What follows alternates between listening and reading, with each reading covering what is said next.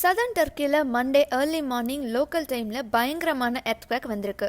7.8 magnitude அளவில் வந்த நிலநடுக்கம் டர்க்கியை மட்டும் தாக்காம சிரியாவையும் தாக்கியிருக்குங்க. ஆயிரக்கணக்கான மக்கள் இந்த நிலநடுக்கத்தால் கொல்லப்பட்டிருக்காங்க. பலி எண்ணிக்கை அதிகமாகும்னு எதிர்பார்க்கப்படுது. இந்த பிளேசஸ்ல ஏன் எர்த்குவேக் வருது, இதுக்கு பின்னாடி இருக்க சயின்டிஃபிக் ரீசன் பற்றி தான் இன்னைக்கு நம்ம இந்த வீடியோவில் பார்க்க போகிறோம். வாங்க பார்க்கலாம். இது உங்கள் மிஸ்ஸஸ் வெஸ்டைல் வாய்ஸ்.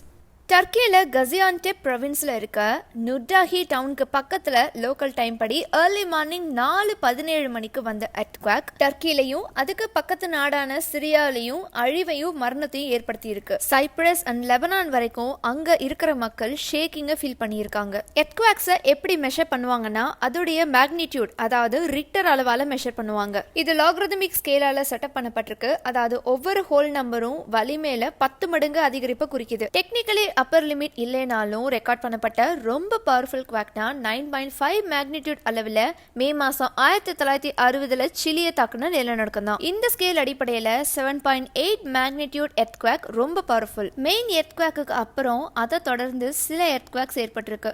11 மினிட்ஸ்க்கு அப்புறம் 6.7 மேக்னிடியூட் எர்த்குவேக் வந்திருக்கு. அண்ட் ஆஃப்டர்நூன் 1 மணிக்கு அப்புறம் 7.5 மேக்னிடியூட் எர்த்குவேக் வந்திருக்கு.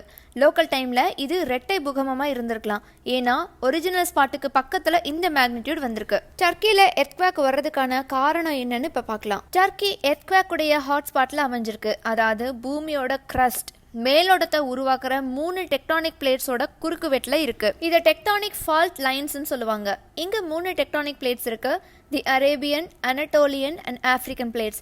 இது 3 இந்த ரீஜன்ல தான் மீட் பண்ணுது. இது ஒண்ணுக்கு ஸ்குவீஸ் பண்ணி ஃப்ரிக்ஷனை பில்டப் பண்ணி அழுத்தம் கொடுக்கறதால இது எர்த்குவேக்ஸை ரிலீஸ் பண்ணுதுன்னு கொலராடோ நேஷனல் எர்த்குவேக் இன்ஃபர்மேஷன் சென்டர்ல இருக்க ஒரு செய்ஸ்மாலஜிஸ்ட், அதாவது நில அதிர்வு நிபுணர் யாரிப் அல்டாவில் தெரிவிச்சிருக்காரு. அரேபியன் பிளேட்ஸ் வருஷத்துக்கு சுமார் 11 மில்லிமீட்டர்ஸ் நார்த்வர்டு நோக்கி, அதாவது யூகேவை நோக்கி தள்ளப்படுதுன்னு யூனிவர்சிட்டி காலேஜ் லண்டனுடைய செய்ஸ்மாலஜிஸ்ட் ஸ்டீஃபன் ஹீக் சொல்லியிருக்காரு. அனட்டோலியன் பிளேட்ல இருக்க டர்க்கி வெஸ்ட் நோக்கி ஸ்குவீஸ் பண்ணப்படுது. அந்த மூமெண்ட்ங்கிறது எர்த்குவேக்ஸ் உருவாகிற இடத்துல டர்க்கில 2 மேஜர் ஃபால்ட்ஸ் இருக்கு. 930 mile long north Anatolian fault and 300 mile long east Anatolian fault. டர்க்கியுடைய பல பெரிய எர்த்குவேக்ஸ் நார்த்தன் ஃபால்ட்ல தான் உருவாகுது. அண்ட் இஸ்தான்புல்லுடைய பாப்புலேஷன் சென்டருக்கு பக்கத்துல ஒரு பெரிய எர்த்குவேக்ஸ் உருவாகிறதுக்கான பொட்டன்ஷியல் இருக்கிறதால இது அதிக கவனத்தை ஈர்த்திருக்கு. ஆனா இது ஈஸ்ட் அனட்டோலியா ஃபால்ட் ஜோனை தாக்குனதா கருதப்படுது. இந்த நிலையில இப்ப வந்த எர்த்குவேக் ஸ்ட்ரைக் ஸ்லிப் ஃபால்ட்னு சொல்லப்படுற இடத்துல வந்திருக்கு. எர்த்துடைய கிரஸ்ட்ல ஒரு ஃபிராக்சர் இருக்கு.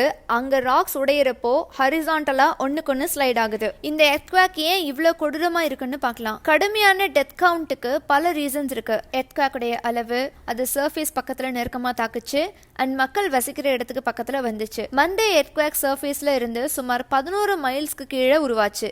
அதாவது செஸ்மிக் வேவ்ஸ், சில அதிர்வலைகள் பில்டிங்ஸ் அண்ட் சர்ஃபேஸ்ல இருக்கிற மனுஷங்களை ரீச் பண்றதுக்கு அதிகமான தூரம் டிராவல் பண்ண தேவையில்லை. இது ரொம்ப தீவிரமான எர்த்குவேக்கு லீட் பண்ணியிருக்கு. இந்த எர்த்குவேக்ஸ் உடைய ஆஃப்டர் ஷாக்ஸ், அதாவது பின் அதிர்வுகளும் பெருசா இருந்ததால இன்னும் எர்த்குவேக்ஸ் வரும்னு எதிர்பார்க்கப்படுது. இது வரைக்கும் சுமார் 40 ஆஃப்டர் ஷாக்ஸ் வந்திருக்கு. இந்த ஆஃப்டர் ஷாக்ஸ் உடைய எஃபெக்ட்ஸ் டேஞ்சரஸா கூட இருக்கலாம். யுஎஸ் ஜியாலஜிக்கல் சர்வே இந்த இன்சிடென்ட் பத்தி அவங்களோட ரிப்போர்ட்ல வார்ன் பண்ணியிருக்காங்க. இந்த பிளேஸ்ல இருக்கிற மக்கள் நிலநடுக்கம் வந்தா ரொம்ப பாதிக்கக்கூடிய பில்டிங்ஸ்ல இருக்கிறாங்கன்னு சொல்லியிருக்காங்க. அது மட்டும் இல்லாம ஸ்ட்ரென்த் கம்மியா இருக்கிற செங்கல், லோ ரைஸ் கான்கிரீட் ஃப்ரேம்ஸை யூஸ் பண்ற பில்டிங்ஸ் பெரிய டேஞ்சர்ல இருக்கிறதாவும் சொல்றாங்க. இந்த ரீஜன்ல வந்து பாஸ்ட் எர்த்குவேக்ஸ் பத்தி பார்க்கலாம். 1939க்கு அப்புறம் இந்த மண்டே நார்த் ஈஸ்டர்ன் பிளேஸ்ல 7.8 மேக்னிடியூட்ல வந்த எர்த்குவேக் தான் இது வரைக்கும் வந்ததுலேயே மிகப்பெரிய நிலநடுக்கமா கருதப்படுது. மார்ச் 1970 வெஸ்டர்ன் டர்க்கில 7.1 மேக்னிடியூட்ல எர்த்குவேக் வந்திருக்கு.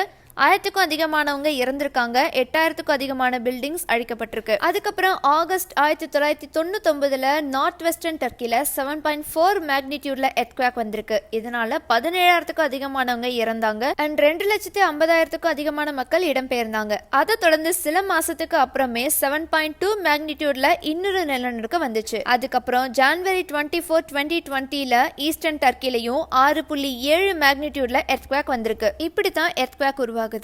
இந்த வீடியோல நீங்க ஏதாச்சும் புதுசா கத்துக்கிட்டீங்க அப்படின்னா மறக்காம கமெண்ட் செக்ஷன்ல சொல்லுங்க. இந்த வீடியோ பத்தின கருத்துக்களையும் கமெண்ட் செக்ஷன்ல பதிவு பண்ணுங்க. இந்த வீடியோ உங்களுக்கு பிடிச்சிருந்தா லைக் பண்ணுங்க, கமெண்ட் பண்ணுங்க, ஷேர் பண்ணுங்க. மறக்காம நம்ம சேனலுக்கு சப்ஸ்கிரைப் பண்ணிக்கோங்க.